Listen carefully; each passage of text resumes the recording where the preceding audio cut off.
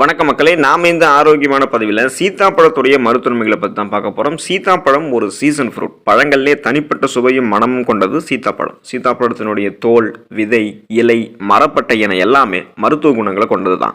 சீத்தாப்பழம் glucose, sucrose என 2 சத்துக்களை கொண்டு இருக்கிறதால உடனடியாக நம்மளுடைய உடலுக்கு எனர்ஜி, ஆற்றலை பார்த்தீங்கன்னா சீத்தாப்பழம் நமக்கு கொடுக்குது. சீத்தாப்பழத்தில் விட்டமின் சி என்னும் உயிர் சத்து, vitamin B complex, vitamin A, நார் சத்து, மெக்னீசியம், கால்சியம், பொட்டாசியம், இரும்பு சத்து எல்லாமே இருக்குது. புரதச்சத்து, தாது பொருட்கள் நிறைய பார்த்தீங்கன்னா பலவிதமான ஊட்டச்சத்துக்களை சீத்தாப்பழம் கொண்டு இருக்கு. என்னதான் சீத்தாப்பழம் பார்க்கறதுக்கு வெளியே கரடமுரடாக இருந்தாலும் அதோடைய உள்ள இருக்கக்கூடிய வெள்ளை நிற சதைப்பகுதி ரொம்பவே இனிப்பாக இருக்கும். அது எந்த அளவுக்கு இனிப்பாக இருக்கோ அந்த அளவுக்கு ஆரோக்கிய நன்மைகளும் கொடுக்கும். சீத்தாப்பழத்துடைய மருத்துவமைகளை பற்றி நம்ம முழுமையாக பார்ப்போம். அதை பார்க்கறதுக்கு முன்னாடி இந்த வீடியோக்கு மட்டும் ஒரு லைக் கொடுத்துட்டு இந்த தகவலை உங்களுக்கு தெரிஞ்சவங்களுக்கும் ஷேர் பண்ணிடுங்க. ஏன்னா இது அவங்களுக்கும் பயனுள்ளதாக இருக்கக்கூடிய ஒரு ஆரோக்கியமான பதிவு தான். இது போன்ற அப்டேட்ஸ்கள் நீங்கள் தொடர்ந்து பார்க்கறதுக்கு நம்மளுடைய ஹெல்த் நியூஸ் தமிழ் சேனலை சப்ஸ்கிரைப் பண்ணி வச்சுக்கோங்க. பக்கத்தில் இருக்கக்கூடிய பெல் பட்டனையும் கிளிக் பண்ணி ஆல் அப்படின்ற ஆப்ஷனையும் மறக்காம செட் பண்ணி வச்சுக்கிட்டீங்க அப்படின்னா நான் போடக்கூடிய எல்லா அப்டேட்ஸும் உங்களுக்கு நோட்டிஃபிகேஷனோட அடிக்கடி சேரும். சரி வாங்க மக்களே, இப்போ வீடியோக்குள்ள போயிடலாம். ரத்த அழுத்தம் சார்ந்த பிரச்சனைகள் உங்களுக்கு குணமாகிறதுக்கு நீங்க சீத்தாப்பழத்தை எடுத்துக்கலாம். சீத்தாப்பழத்தில் அதிக அளவு பொட்டாசியம் மற்றும் மெக்னீசியம் இருக்கு. இது ரத்த அழுத்தத்தை கண்ட்ரோலில் வைக்கிறதுக்கு இது 2 சத்துக்களுமே உதவிகரமாக இருக்கும். ரத்த நாளங்களினுடைய விரிவாக்கத்தை சீத்தாப்பழத்தில் இருக்கக்கூடிய சத்துக்கள் ஊக்குவிக்கிறது. இதனால ரத்த அழுத்தம் உங்களுக்கு சீராக இருக்கும். அதே போல உங்களுக்கு இதய நோய் மற்றும் பக்கவாதத்தினுடைய அபாயம் பார்த்தீங்கன்னா உங்களுக்கு கண்ட்ரோல் பண்றதுக்கு நீங்க சீத்தாப்பழத்தை எடுத்துக்கலாம். ஆய்வில் அதிகமாக மெக்னீசியம் உட்கொள்ளக்கூடிய நபர்களுக்கு ரத்த அழுத்தம் வருவதற்கான ஆபத்து குறைவாக இருக்கும் அப்படின்றத கண்டுபிடிச்சிருக்காங்க. ஸோ உயர் ரத்த அழுத்தமாக இருந்தாலும் சரி, அதாவது ஹை பிபியாக இருந்தாலும் சரி, குறை ரத்த அழுத்தம் லோ பிபியாக இருந்தாலும் சரி, காமனாக அனைவருமே பார்த்தீங்கன்னா சீத்தாப்பழத்தை எடுத்துக்கலாம். இதன் மூலமாக உங்களுடைய பிபி லெவலை நீங்கள் கண்ட்ரோல் பண்ணி இதயத்தை நீங்கள் ஆரோக்கியமாக வைத்துக் கொள்ளலாம். செரிமானத்திற்கு உதவிகரமாக இருக்கும் சீத்தாப்பழம்.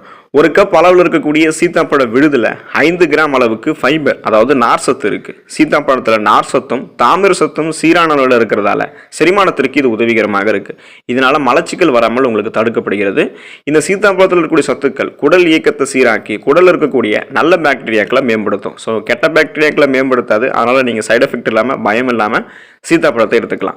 சீத்தாப்பழம் ஜீரண சக்தியை அதிகரிக்கிறதால பித்தம், வாந்தி, பேதி, இதன் மூலமாக வரக்கூடிய தலை சுற்றல் போன்றவற்றையும் உங்களுக்கு குணப்படுத்தும். செரிமானம் ஆரோக்கியமாக இருக்கிறதுக்கு நீங்கள் சீத்தாப்பழத்தை அதனால் எடுத்துக்கலாம். மன அழுத்தத்தை கட்டுப்படுத்தும் சீத்தாப்பழம். உங்களுடைய ஸ்ட்ரெஸ் டென்ஷனை சீத்தாப்பழம் கண்ட்ரோல் பண்ணும். சீத்தாப்பழம் மன அழுத்தத்தை கட்டுப்படுத்தக்கூடிய ஆற்றலை இயற்கையிலிருந்தே கொண்டு இருக்கு. மனநிலையை சீராக்க உதவக்கூடிய செரட்டோனின் மற்றும் டோபமைன் போன்ற ஹார்மோன்கள் சுரக்கிறதுக்கு விட்டமின் B6 முக்கிய பங்குக்கு. அப்போ விட்டமின் B6 சீத்தாப்பழத்தில் இருக்கு. இந்த விட்டமின் மனநிலை கோளாறுகளுக்கெல்லாம் உங்களுக்கு உதவக்கூடியது. விட்டமின் B6 உங்களுடைய மன அழுத்தத்தை குறைக்க செய்யும். அப்போ இது குறித்து ஒரு ஆய்வு பண்ணியிருக்காங்க. அந்த ஆய்வுல என்ன கண்டுபிடிச்சிருக்காங்க அப்படின்னா விட்டமின் B6 குறைபாடு தான் ஒருவருடைய அந்த ஸ்ட்ரெஸ் டென்ஷனை இன்னும் இருமடங்காக ஆக்கும் அப்படின்றத கண்டுபிடிச்சிருக்காங்க. எனவே இந்த விட்டமின் அதிகரிக்கிறதன் மூலமாக உங்களுடைய மனச்சோர்வு அபாயத்தை நீங்கள் குறைச்சிக்கலாம். அதுக்கு நீங்கள் சீத்தாப்பழத்தை எடுத்துக்கோங்க. சீத்தாப்பழத்தில் விட்டமின் B6 இருக்கு. இதனால உங்களுடைய ஸ்ட்ரெஸ் டென்ஷன் எல்லாத்தையுமே ரிலீஃப் பண்ணி நீங்கள் மன அழுத்தம் இல்லாமல் இருக்கலாம். உடல் எடையை ஆரோக்கியமான முறையில் அதிகரிக்கிறதுக்கு, சைடு எஃபெக்ட் இல்லாமல் அதிகரிக்கிறதுக்கு நீங்கள் சீத்தாப்பழத்தை எடுத்துக்கலாம். உடல் எடையை அதிகரிக்க வேண்டும் அப்படின்னு நினைக்கிறவங்க உடல் எடையை எப்படி ஆரோக்கியமான முறையில் குறைக்கிறோமோ அதே போலவே ஆரோக்கியமான முறையை நம்ம அதிகரிச்சுக்கணும். இல்லை அப்படின்னா நம்மளுடைய உடலில் அதிக கொழுப்புகள் சேர்ந்துறதுக்கு வாய்ப்பு இருக்குது. ஸோ அப்படி ஆகாமல் ஆரோக்கியமாக உங்களுடைய உடல் எடையை சைடு எஃபெக்ட் இல்லாமல் அதிகரிக்கணும் அப்படின்னா சீத்தாப்பழம் உங்களுக்கான ஒரு பெஸ்ட் ஃப்ரூட்டாக இருக்கும்.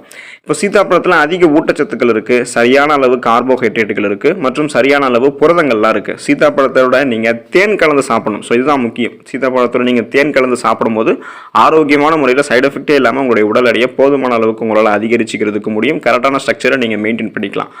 ஆஸ்துமாவுக்கு நல்லது சீத்தாப்பழம். சீத்தாப்பழம் விட்டமின் B6 அப்படின்னு சொல்லக்கூடிய அந்த ஊட்டச்சத்தை கொண்டு இருக்கு. இது மூச்சு குழாய் அழற்சியை எதிர்த்து போராடுவதற்கு உதவிகரமாக இருக்கு. ஆஸ்துமாவை தடுக்கிறதுக்கு சீத்தாப்பழம் உதவிகரமாக இருக்கு. நுரையீரல் தொடர்பான சிக்கல் இருப்பவர்களுக்கு சீத்தாப்பழம் நன்மை தரும். விட்டமின் சி என்னும் சொல்லக்கூடிய உயிர் சத்து சீத்தாப்பழத்தில் இருக்கிறதால சளி பிடிக்குமோ அப்படின்னு நீங்க சீத்தாப்பழத்தை சாப்பிடாம இருக்க வேணாம். சளி பிடிக்குமோ அப்படின்னு பயப்பட வேணாம். இது சளியை உங்களுக்கு போக்கும். சீத்தாப்பழத்தை இந்த குளிர் காய்ச்சல்லாம் குணப்படுத்துறது கூட எடுத்துக்கலாம். ஆஸ்துமா, காசநோய் கொண்டிருப்பவர்கள்லாம் தொடர்ந்து சீத்தாப்பழத்தை சாப்பிட்டு வரும்போது நல்ல பலன் கிடைக்கும். அந்த ப்ராப்ளத்திலிருந்து கியூர் ஆயிடலாம். எலும்பு பலமடையும். பொதுவாக பெண்களுக்கு ரொம்ப ஏற்ற பழம் இதை சீத்தாப்பழம். சீத்தாப்பழம் உடலுக்கு வலிமை கொடுக்கக்கூடியது, இதயத்திற்கு பலம் கொடுக்கும். கால்சியம் சீத்தாப்பழத்தில் நிறைஞ்சிருக்கிறதால எலும்பு மற்றும் பற்கள் இரண்டுமே பலமடையும். தசைப்பிடிப்பு இருக்கிறவங்கலாம் சீத்தாப்பழத்தை எடுத்துக்கொள்வதன் மூலமாக தசைகள் வலிமையடையும். பெண்களுக்கு ஏற்ற ஒரு பழம் இந்த சீத்தாப்பழம் அப்படின்னு சொல்லலாம். இது பெண்களுக்கு கருவுறுதலை மேம்படுத்தும், சோர்வு உணர்வை குறைக்கும். பொதுவாக அனைவருக்குமே சீத்தாப்பழம் எரிச்சலை குறைக்கக்கூடிய தன்மை கொண்டது. பொதுவாக அனைவருக்குமே மூளையினுடைய ஆரோக்கியத்தை சீத்தாப்பழம் மேம்படுத்தும்.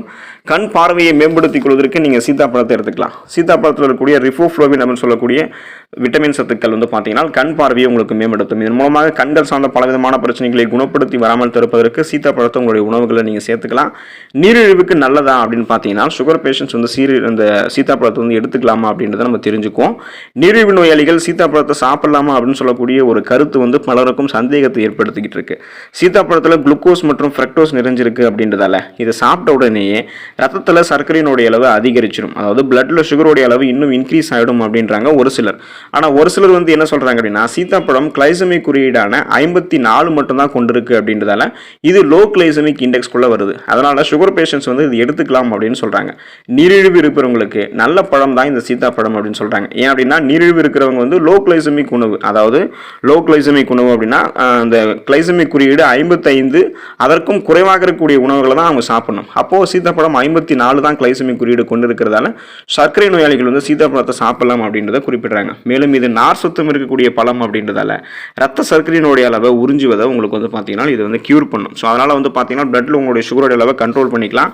உங்களுக்கு நீரிழிவு இருந்து நீங்கள் சீத்தாப்பழத்தின் மீது அதிக பிரியம் கொண்டிருக்கீங்க அப்படின்னா அதை நீங்கள் சாப்பிட்றதுக்கு முன்னாடி பிளட்ல உங்களுடைய சுகருடைய அளவை கண்ட்ரோல் பண்ணிக்கிறதுக்காக பிளட்ல உங்களுடைய சுகருடைய அளவு எந்த அளவுக்கு இருக்கு அப்படின்றத செக் பண்ணிக்கிட்டு மருத்துவரினுடைய அறிவுரையின்படி எடுத்துக்கொள்வதும் ரொம்ப ரொம்ப ஆரோக்கியம் தான். இப்போ உங்களுடைய உணவுகளில் நீங்கள் சீத்தாப்பழத்தை எடுத்துக்கொள்ளும் போது இந்த மருத்துவ நன்மைகளை நீங்கள் விரைவில் பெறுவீங்க.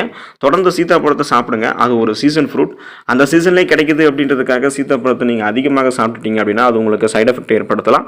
அதனால் உங்களுக்கு போதுமான அளவுக்கு அல்லது உங்களுக்கு மிக குறைந்த அளவுக்குமே கூட நீங்கள் சீத்தாப்பழத்தை சாப்பிட்டாலே போதும். அது நிறைய மருத்துவ நன்மைகளை உங்களுக்கு கொடுக்கும். சீத்தாப்பழம் சாப்பிட்டு அதில் இருக்கக்கூடிய நிறைய மருத்துவ நன்மைகளை பெற்று நலமோடு வாழுங்க. அடுத்த ஆரோக்கியமான பதிவில் மறக்காமல் சந்திப்போம். நன்றி மக்களே.